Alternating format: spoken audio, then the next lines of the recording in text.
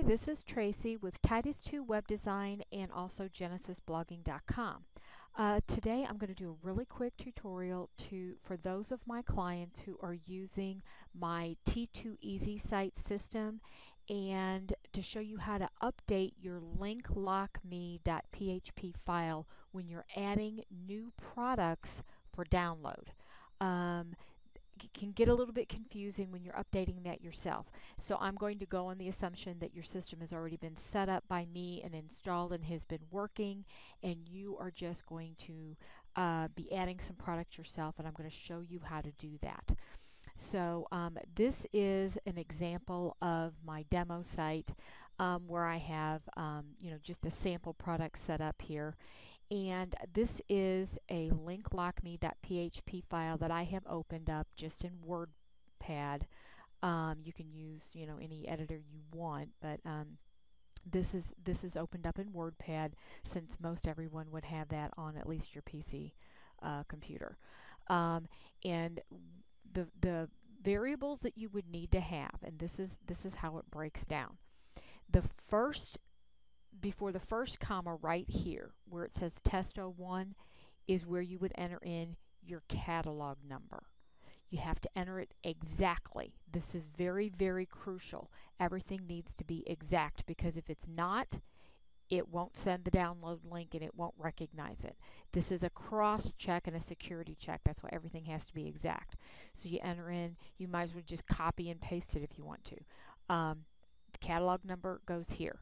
The second, after this comma, right here in this second slot, is your item name.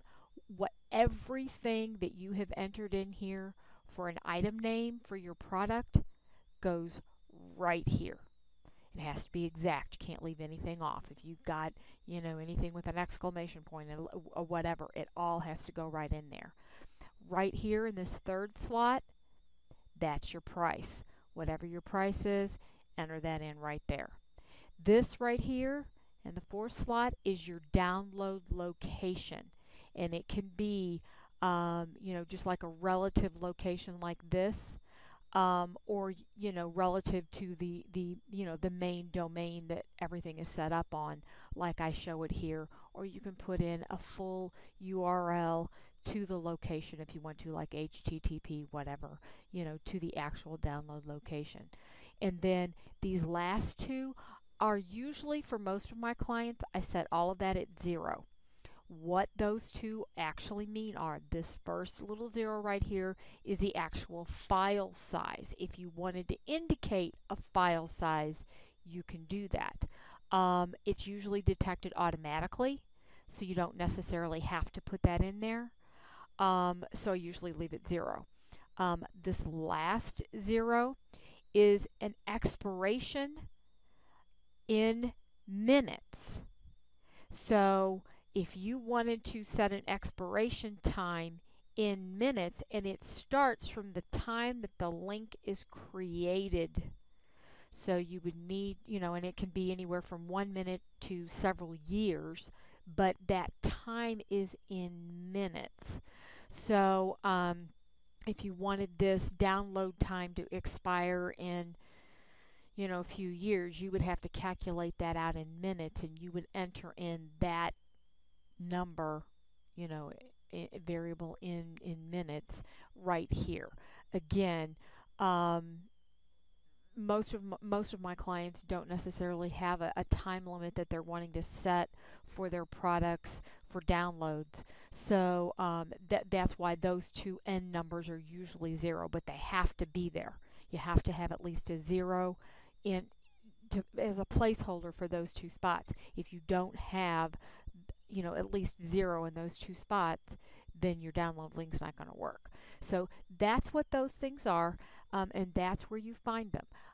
Again, it's your catalog number, the first spot. Item name goes here in the second spot. Your price goes here. Your download link location is here, and that's where it's actually located on the server. Wherever you have the files located that you've FTP'd them or used the file manager or whatever directory or folder you've got them in, or wherever you've got them located. And this is the file size and the expiration time for the download in minutes if you want to have either of those variables. If you don't, just leave them at 0. And that's pretty much it. If you copy those things exactly, you can add new products. Just, go into your site administration and literally, just copy and paste those things and put them in there and get your download link. Obviously the file name needs to be exact. And one other tip, if you're naming your files, and I would recommend not to have any spaces in the file name. Don't have any, don't have a file name with a space like that in it.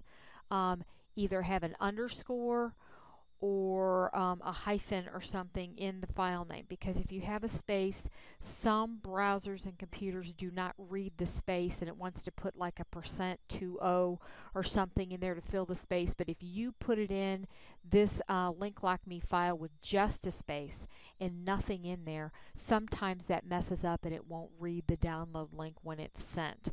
So my advice when you're naming your files is to name them all words together like this, or either with an underscore if you want to separate it out, or with a hyphen in between if you want to break it out like that. But don't just leave a blank space in between words when you're naming your files. It can cause problems with some browsers not reading the downloads.